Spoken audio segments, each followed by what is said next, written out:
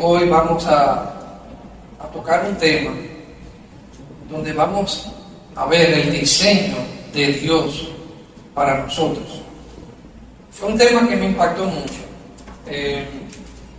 porque he estado siguiendo a un canal muy bueno que se llama Logos, donde ellos explican arqueología bíblica, y a mí me encanta la arqueología bíblica, me encanta la historia. Y hubo un tema que tocaron que de verdad me abrió los ojos, porque es un tema que a veces se nos hace difícil de entender por la complejidad del mismo. Y vamos a empezar con una cita que quiero que busquen en el libro de Juan. Es una de las conversaciones que Jesús tuvo con los judíos en el templo de Jerusalén, y donde él estaba hablando, y ellos le dicen que, si mal no recuerdo, la cita se hablaba de que el Señor dijo que Él era Hijo de Dios y que Él, las obras de su Padre, esa es la que Él ha visto a su Padre hacer, esa es la que Él hace. Ellos, en esa cita, le dicen que ellos no son hijos de fornicación, que ellos tienen un Padre que es Dios. O sea, le están dando una afrenta directa al Señor. Y le dicen esto porque hay uno de los evangelios que empieza, ¿verdad?, con la genealogía del Señor Jesucristo, y dice: según se creía, hijo de José, porque recuérdense que María se embarazó estando desposada, o sea, en el compromiso. Y ante la ley de Moisés, si una mujer se embarazaba en ese estado, o sea, en ese compromiso, ese desposorio, era acusada de fornicación y tenía que morir. Pero recuerden que los profetas ya habían dicho que el Mesías iba a ser una mujer virgen, por lo tanto no podía ser una mujer casada. Entonces el Señor le dice, cuando Él le dice eso, el Señor le dice: ustedes, si fueran hijos del Padre, me creerían a mí, creerían mis palabras, porque yo he salido de Él. Pero Él le dice: pero ustedes son hijos del diablo, y ustedes hacen lo que su padre hace, que es mentiroso. Bueno, el asunto es que al final ellos no le dicen que ellos creen en los escritos de Moisés, y Él le dice que si ellos le creyeran a Moisés, le creerían al Señor, porque Moisés escribió de Él. Pero si no le creen a sus escritos, ¿cómo van a creer mis palabras?, dice el Señor. Entonces, esa frase, si le creyeran a Moisés, me creerían a mí, porque de mí escribió Él, siempre me ha resultado fascinante, pero a la vez curioso, porque los libros que Moisés escribió, desde el Génesis hasta Deuteronomio, que hablan toda la historia del pueblo y cómo Dios le da la ley, entre toda esa cantidad de leyes, a mí se me hacía difícil ver al Señor ahí, porque no solamente son los 10 mandamientos, son en total 613 leyes, son bastantes mandamientos, ¿verdad? Y todo eso habla sobre cómo se debían vivir, vestir, la relación entre las personas, todo, cómo debían acercarse a Dios. Pero el Señor es muy enfático y dice que Moisés escribió de Él. Entonces, ¿a qué Él se refería? Y el tema de hoy Lo que le hablé ahorita está en Juan capítulo 5 del 46 al 47. Eso fue lo que le hablé ahorita, de la conversación que Jesús tuvo con los fariseos, donde el Señor le estaba diciendo: yo soy el Hijo de Dios. Se lo dijo claro. Y le dijo a aquellos que supuestamente eran maestros en la ley, le está diciendo: ¿por qué no me reconocen ahí? Entonces, el tema de hoy es el tabernáculo, imagen de Cristo.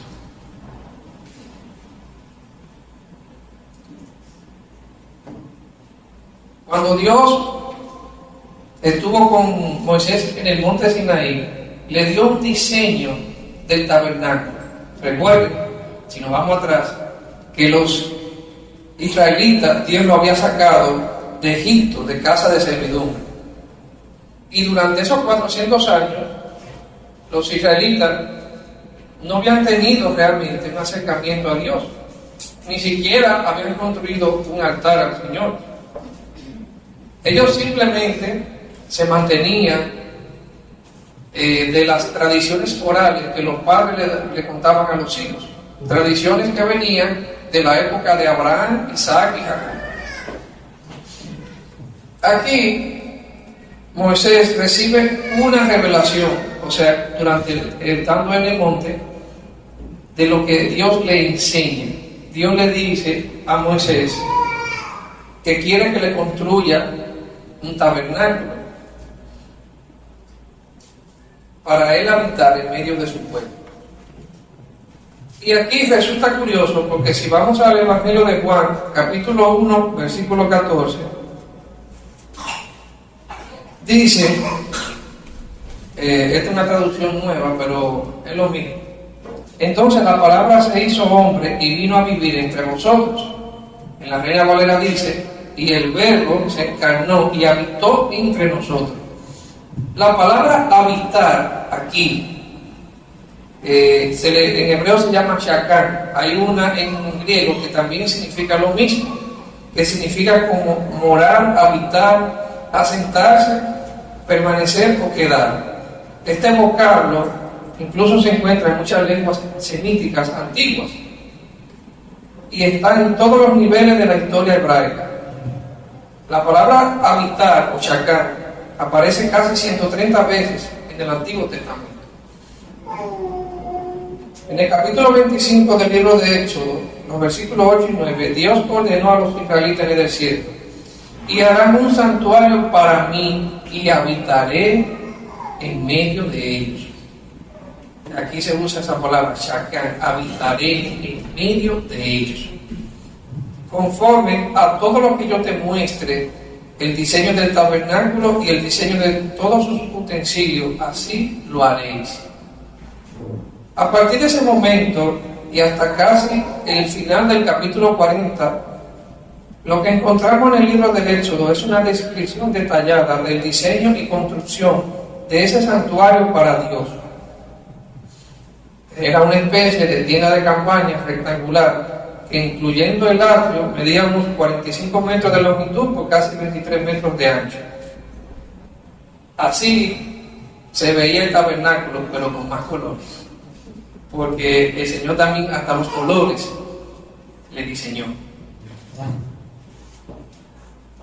Eso es muy diferente a lo que los israelitas habían visto en el antiguo Egipto. Templos de piedra grandísimos, donde ellos trabajaron como, no eran carpinteros, sino mamposteros, poniendo ladrillos, haciendo el trabajo pesado. Pero aquí Dios le da un diseño a Moisés de esta tienda y le dice claramente que él va a habitar en esa tienda. El tabernáculo estaba en el medio del campamento de Israel. Alrededor del tabernáculo estaban las tiendas de la tribu de Leví, que eran los sacerdotes, los que podían entrar a ministrar en el tabernáculo. Y alrededor de los hijos de Leví estaban las 12 tribus, cada una por campamentos.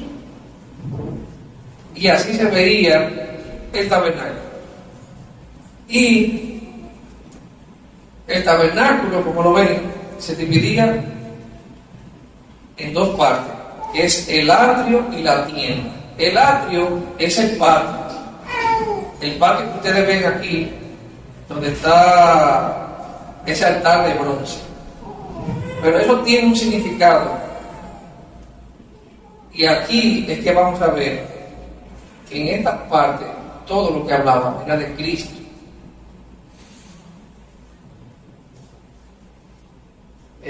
Búscame la otra imagen, por favor. Bien, el atrio es la parte de la entrada, donde se llevaban a cabo los sacrificios.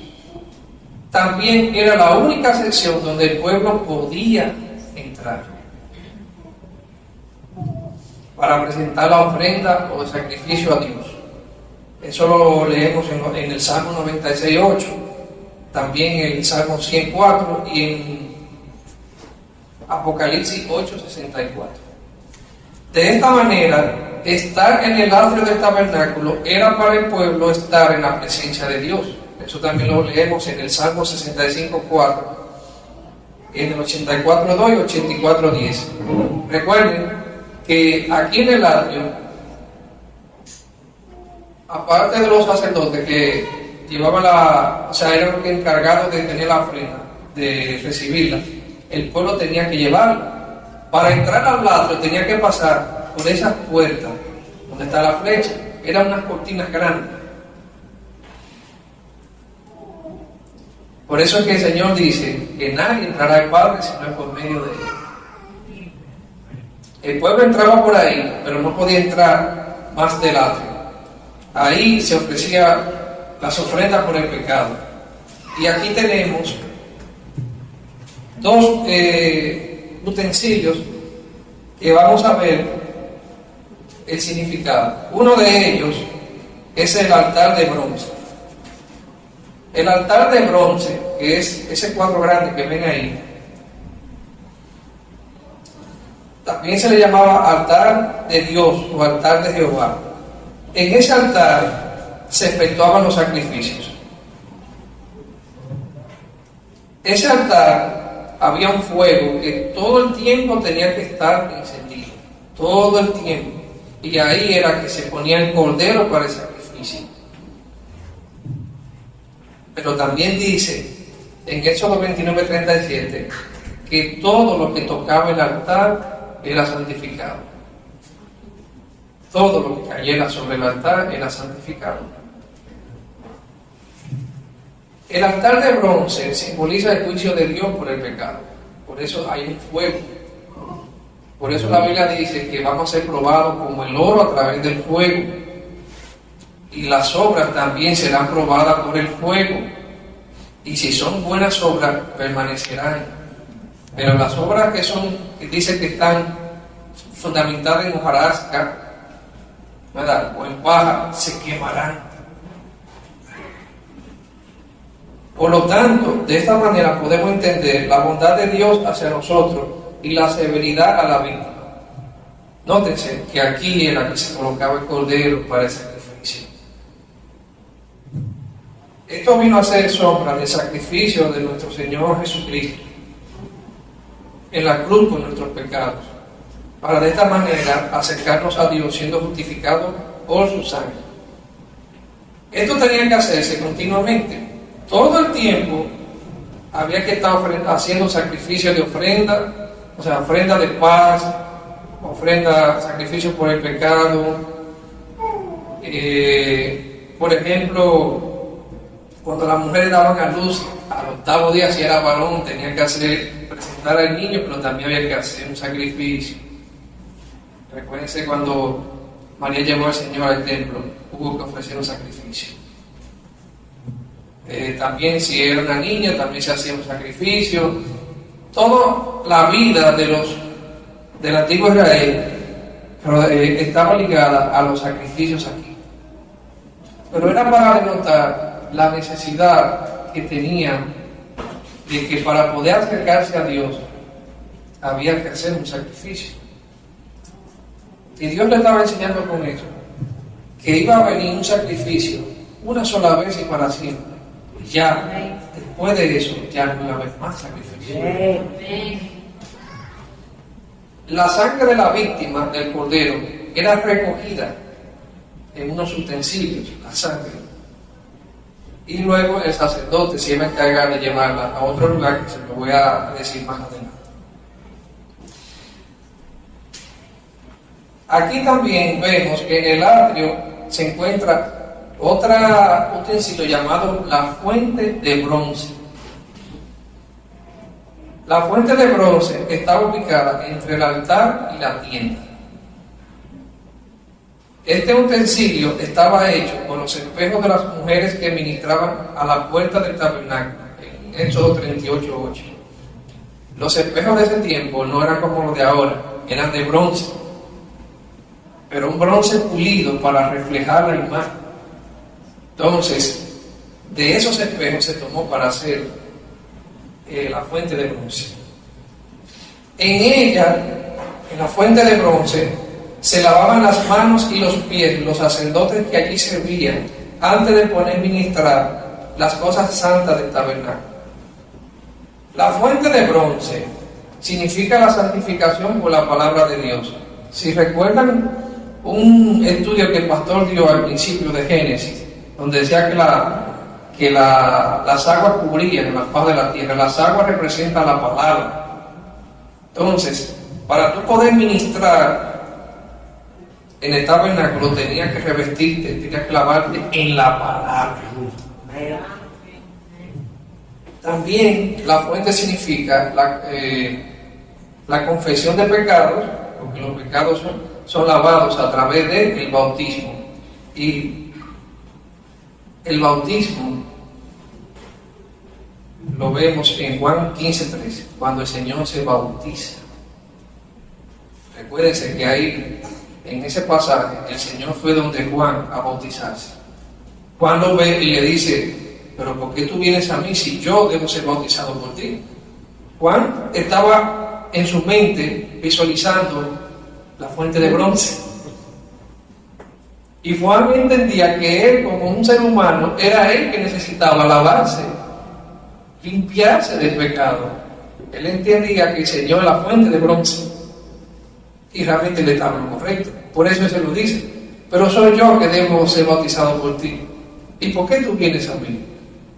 Pero recuerden, el Señor le dijo: deja para que cumplamos toda justicia, porque ahí estaba el Señor como hombre. Entonces, como tal, también él tenía que ser bautizado. Eso lo significa la fuente de bronce. El atrio también representa la tierra, el estrado de los pies. Representa el lugar donde nosotros habitamos. Por eso dice que era el único lugar donde el pueblo podía entrar, en el tabernáculo, donde el pueblo podría entrar a acercarse a Dios. La otra parte del tabernáculo constituye la tienda. Y la tienda estaba dividida en dos lugares: el lugar santo y el lugar santísimo. La tienda significa el cielo. La tienda representa el cielo. La tienda tenía en la puerta de la entrada un gran velo de muchos colores, y cuando tú traspasabas ese velo te encontrabas con el lugar santo. Entonces, en el lugar santo había otros 3 utensilios, que eran el candelabro de los 7 brazos, la menorá, la mesa de los panes de la proposición y el altar del incienso. Y aquí vamos ahora a buscar qué significa eso. Si me buscan la otra imagen, por favor. Esa era el lugar santo. Esa es la imagen del lugar santo. Mire cómo están dispuestos el altar del incienso, aunque el altar debería estar próximo al segundo velo. El candelabro y la mesa de los panes.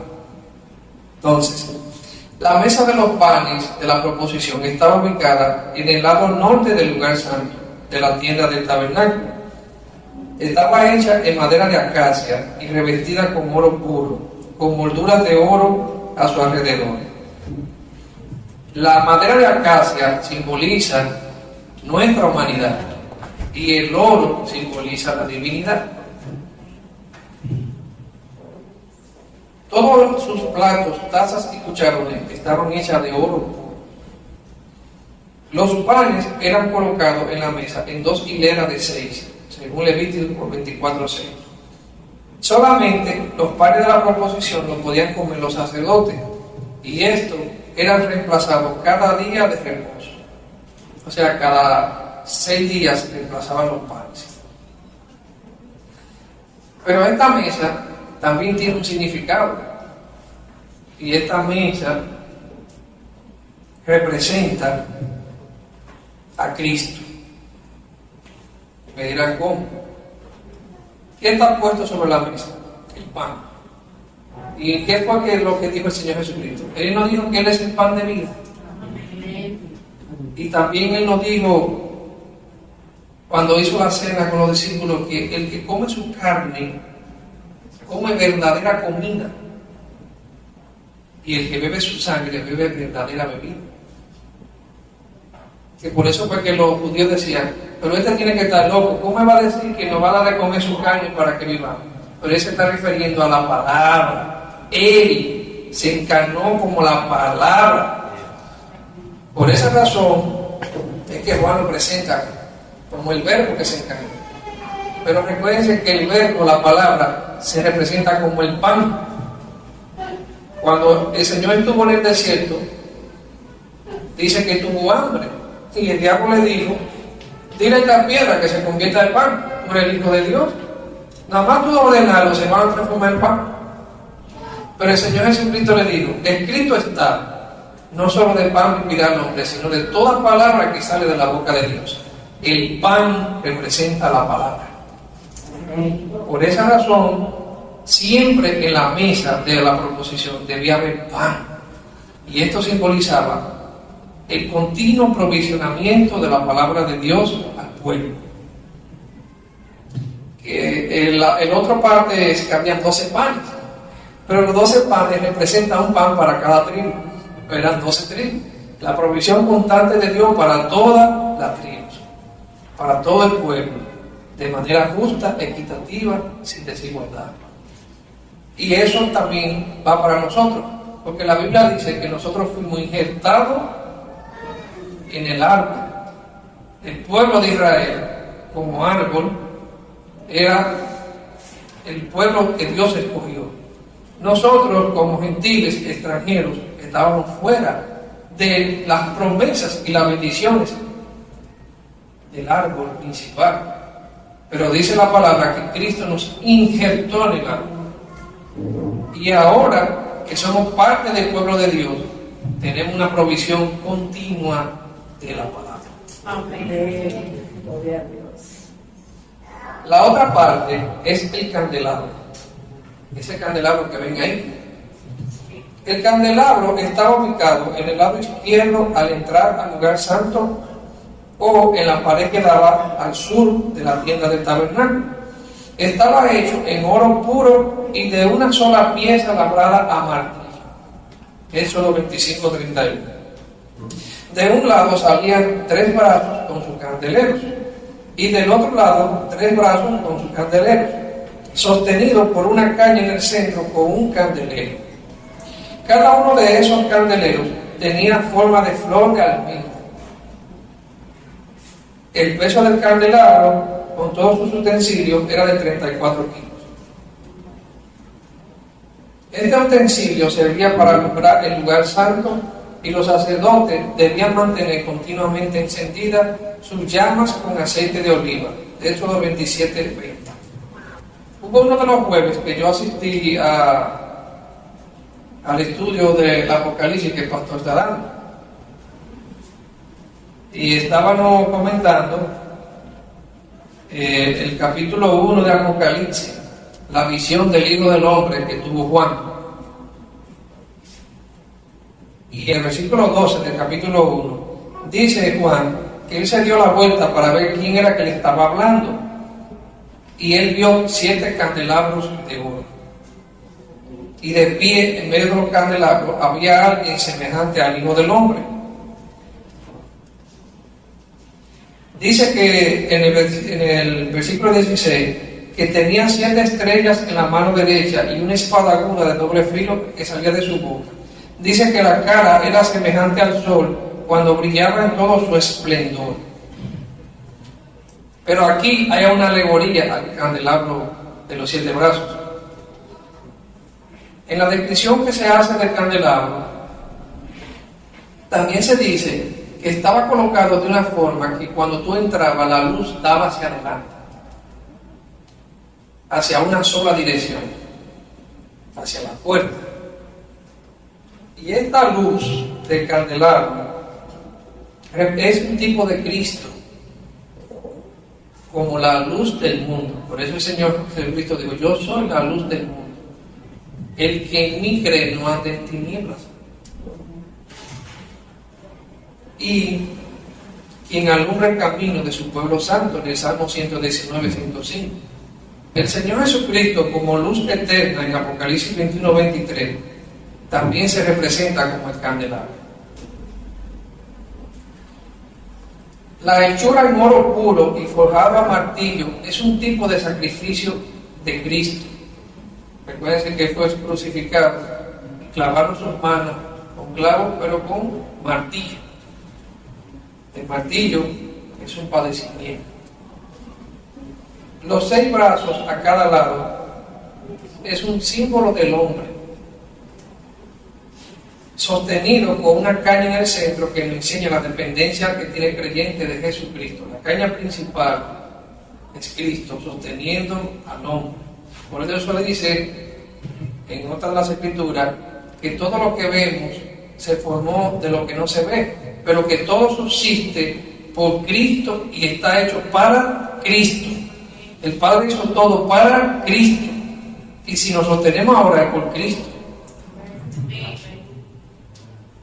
Y cuando nosotros aceptamos a Cristo, también entonces por medio de él podemos ser luz y llevar fruto. Por eso en el candelabro, recuérdense que al final estaba decorado con una flor de almendro. La palabra almendro en el antiguo hebreo significa luz. Entonces, esto es una alegoría de Cristo. Por eso él decía: el que está en mí llevará fruto. Pero el que no está en mí no puede llevar fruto. Es imposible. Y tampoco puede alumbrar a otros si Cristo no está en nosotros. Ese es el significado del candelabro. El otro utensilio es el altar del incienso. El altar del incienso se encontraba en el lugar santo, delante del velo que dividía el lugar santo del lugar santísimo. Aquí sí se ve el altar del incienso, ese cuadro que se ve antes de entrar al santísimo. Estaba fabricado también con madera de acacia y cubierto de oro puro. Tenía un cuerno en cada extremo, similar al altar de bronce. Ahí recuérdense, por ejemplo, cuando cuando uno de los hermanos de Salomón, que compitió con él para el reino, y él perdió, dice que se asió de los cuernos del altar, pero no era de los cuernos del altar del incienso, sino del de bronce, que también tenía cuernos. Pero este altar no fue hecho para quemar holocausto, era para quemar incienso aromático día y noche continuamente. El incienso simboliza la oración, la alabanza y la adoración continua a Dios, en el Salmo 141:2, en Lucas 1:10 y en Apocalipsis 5:8. Entonces, ¿cuál es el significado del altar del incienso? El altar del incienso es un tipo de Cristo en su naturaleza humana, madera de acacia, y divina, oro puro. El incienso que era quemado de mañana y tarde sobre el altar representa la oración intercesora de Cristo por sus santos. Lo podemos buscar en Juan 17, 9.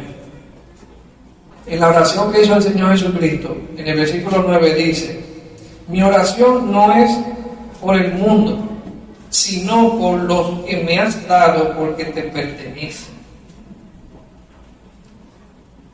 Todos los que son míos te pertenecen y me los has dado para que me den gloria. La oración del Señor Jesucristo es por su pueblo.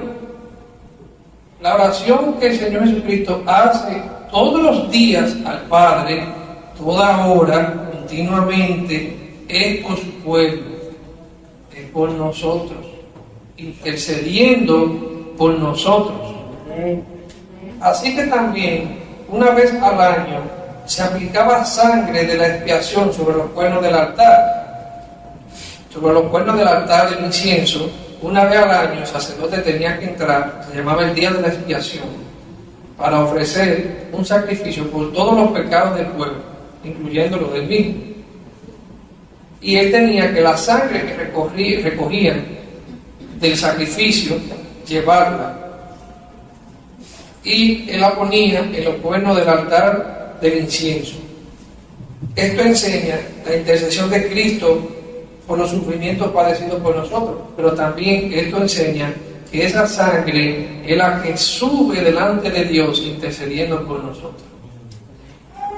La sangre simboliza la redención.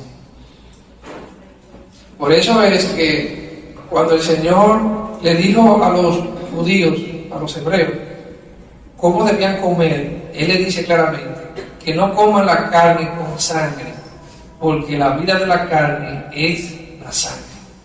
Pero aquí Él no solamente se está refiriendo a esa parte, también le está diciendo que su Hijo va a dar su sangre por nosotros, y a través de su sangre es que nosotros tenemos vida eterna. Entonces esa sangre sube por las oraciones, y el Padre la ve todos los días, todos los días. Por eso dice que este sacrificio fue hecho una sola vez y para siempre. Todos los días el Padre ve ese sacrificio.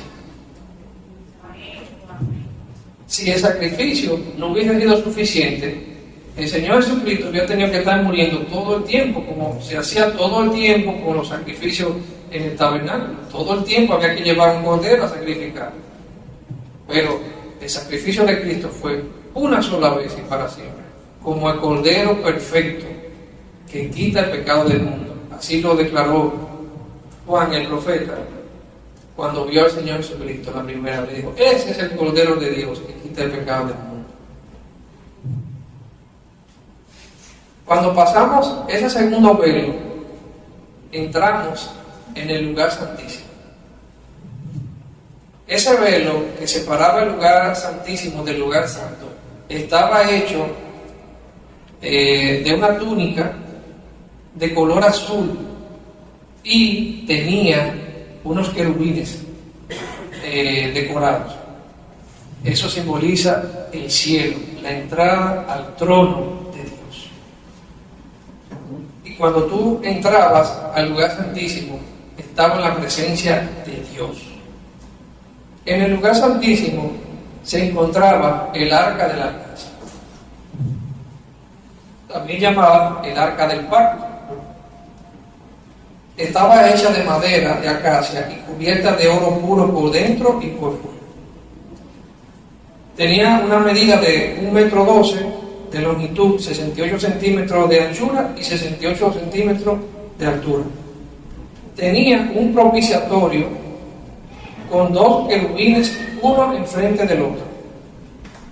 Sus alas se extendían hacia arriba y sus rostros miraban hacia el arca. Este propiciatorio estaba hecho de oro puro y también medía 1,12 metros de longitud y 68 metros de anchura.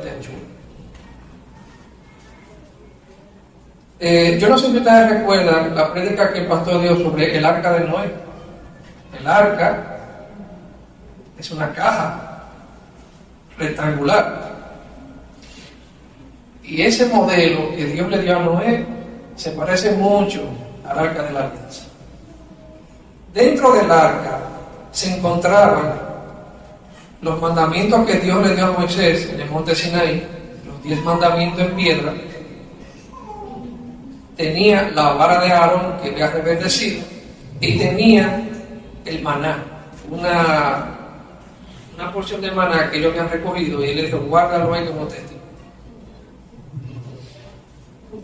Lo maravilloso de esto es que tanto el maná como la vara de Aarón que reverdeció no se descompusieron, o sea, no se destruían, estaban siempre intactos. El maná no se podría y la vara no se secaba, porque no tiene objetivo. Si tú pones estas dos cosas en el arca y desaparecen, pero dicen que no, que estaban ahí siempre. Cada uno tiene un significado. El arca de la alianza era el trono de Dios en la tierra, y en donde se encontraba su presencia. Desde allí él hablaba a Moisés. Aarón, en su cargo como sumo sacerdote, solo podía entrar una vez al año en el día de la expiación para rociar sangre de sacrificio sobre el propiciatorio. El propiciatorio era como la tapa del arca. Los levitas eran los únicos que podían mover el arca, y solo por las varas. Cuando Aarón entraba en ese único día del año, tenía atada una soga en la cintura, y esa soga llegaba hasta la puerta del tabernáculo, porque si el sacerdote no estaba santificado, moría en la presencia de Dios. Y la única forma que ellos sabían si había muerto era que ellos alaban la soga, y si esta no se movía es porque estaba muerto. Por eso, en el relato de cuando Zacarías entró al lugar santísimo a ofrecer el sacrificio, recuérdense que tuvo una revelación de Dios. Y dice ahí en el Evangelio que fue tanto el tiempo que él duró que ya ellos estaban pensando que se había muerto, que estaba muerto. Y parece que lo alaron en una soga. Y cuando él salió, dice que no podía hablar. Y ahí ellos supieron que había tenido una visión de Dios. El arca de la alianza simboliza el pacto de Dios con su pueblo. También simboliza la presencia de Dios, pero también el arca simboliza a Cristo. Dice, el arca está hecha de madera, de acacia. La madera simboliza la humanidad, pero está cubierta de oro puro, simboliza lo divino. Humanidad y divinidad en una sola persona. Esto representaba a Cristo. También es un tipo de Cristo por su naturaleza sin pecado y como el único que guardó la ley. Ahí estamos hablando de las dos tablas. La sangre que el sumo sacerdote rociaba sobre el propiciatorio simboliza la muerte de Cristo y cómo su sangre hace expiación por nuestros pecados. O sea, la sangre de Cristo continuamente, como le dije, sube a la presencia de Dios, pero está también en la presencia de Dios. Está delante del trono, Cristo delante del trono del Padre. Y continuamente, cuando el Padre mira a Cristo, el sacrificio de Cristo por nosotros. Recuerden que el cuerpo de Cristo está ahora glorificado, pero tiene un cuerpo como el de nosotros. Lo único que es inmortal. Ya Él no volvió a ser espíritu como era antes. Por lo tanto, sus marcas que se le enseñó a sus discípulos están ahí todo el tiempo como un recordatorio de su sacrificio por nosotros. Y eso es lo que el Padre ve en Él. Cuando el Padre lo ve a Él, nos ve a nosotros. Amén.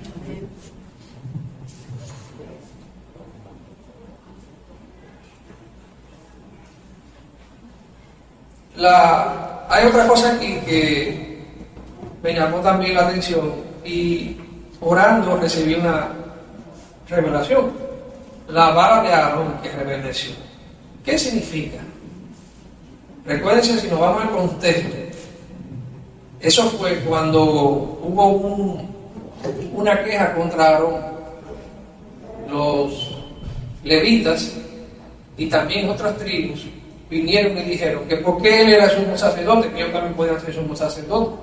Pero Dios había dicho que los levitas eran los sacerdotes y que escogió a Aarón como sumo sacerdote. Como hubo esa queja delante de Moisés, Dios le dijo que cada uno de los que se estaban quejando trajera una vara y la pusiera delante del tabernáculo. Y también Aarón pusiera su vara ahí. Y la vara que él hiciera reverdecer simbolizaría el que él escogió para ser sumo sacerdote.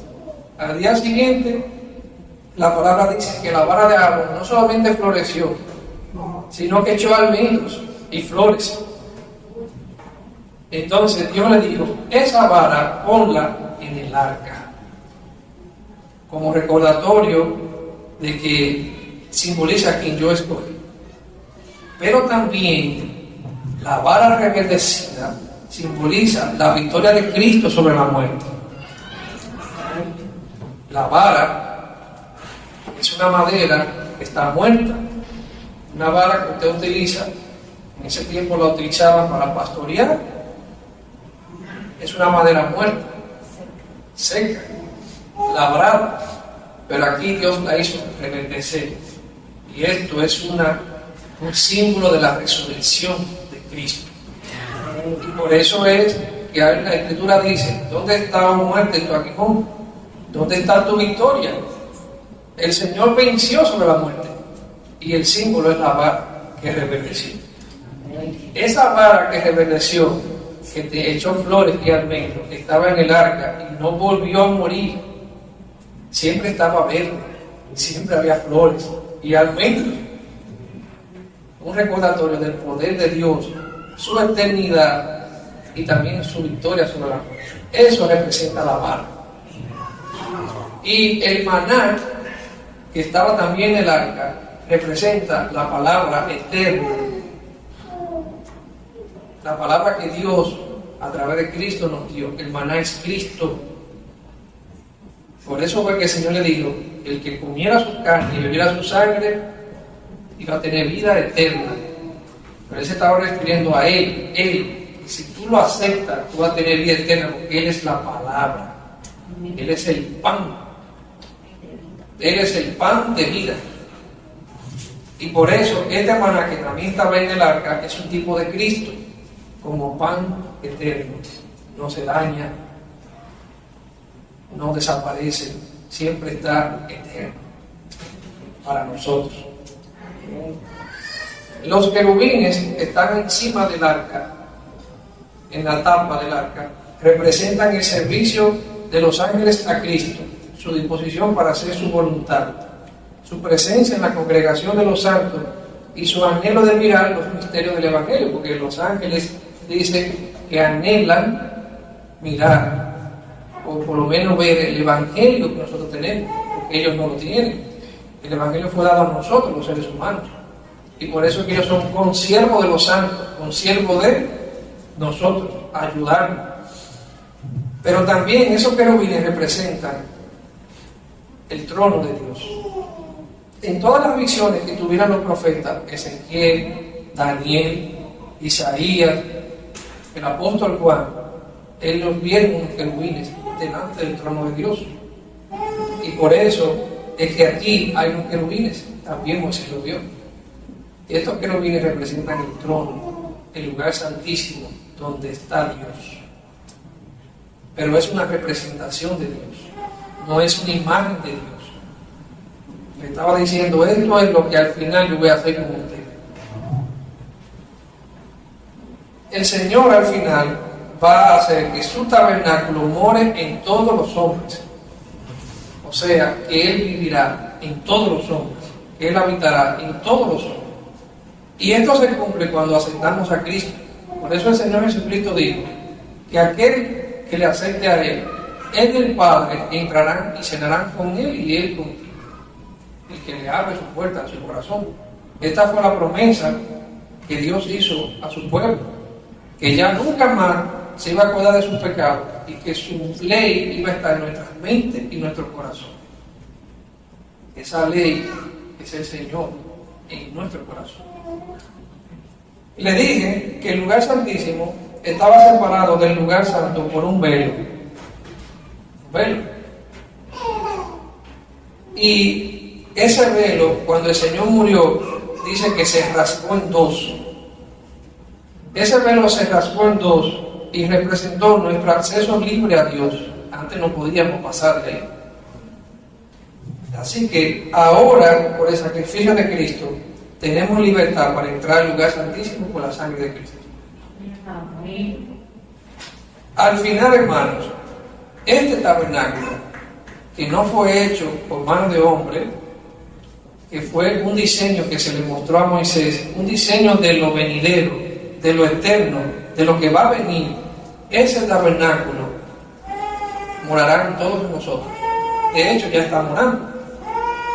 Pero al final ese tabernáculo será establecido físicamente cuando el Señor comience a reinar aquí. Y esto nos debe de llenar de satisfacción, de alegría y de esperanza, saber que el Señor habitará en medio de su pueblo. Y que nosotros ya no tendremos más sufrimientos, ni dolores, ni padecimientos, pero sobre todas las cosas, que podemos estar delante de la presencia de Dios sin morir, que esto es lo más importante. Ningún hombre podía estar delante de la presencia de Dios y vivir, pero ahora por Cristo podemos estar ahí. Podemos entrar en su presencia y no morir. Podemos estar ahí, nuestros pecados desaparecen y podemos finalmente abrazarnos con el Padre. Esto es lo que Dios le enseñó a ellos con el tabernáculo. Esto es lo que finalmente se hará. El cielo finalmente bajará a la tierra. Espero que esta palabra le haya llenado en sus corazones. También les exhorto a que sigamos escudriñando la palabra. Hay muchas cosas en la palabra que todavía no las sabemos, se nos van a revelar. Y a medida que vayamos escudriñando con la palabra, veremos más a Cristo en la palabra. Y de esa manera vamos a llegar a entender todos estos misterios que están en la palabra, de las cosas que sucedieron, cosas que están sucediendo y lo que va a acontecer, porque ya pronto viene el Señor. Y también para que nos vayamos preparando para cuando ese día llegue, para estar aquí en el tabernáculo con el Señor, orando con el Señor.